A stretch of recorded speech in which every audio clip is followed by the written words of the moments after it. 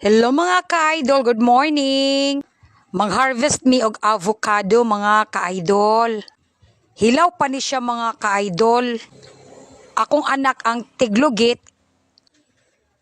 Kami pud sa akong mother ang tigkuha. Sagol siya mga ka-idol, na igagmay, na idagko. Pero hilaw pa gyud ni siya mga ka-idol. Giahat na lang namo siya pagkuha mga idol, kay kung dili namo ni siya harvest ug una, lain man ang mag-harvest. So dili nami makatilaw sa tinanom ni mama. So mao na siya nga naahat gyud namo siya pagkuha mga ka-idol.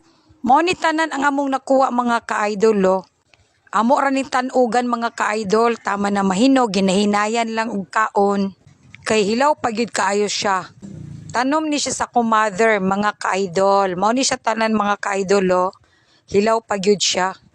Lami man ni siya butangan og gatas og brown sugar tapos lataon mga ka-idol.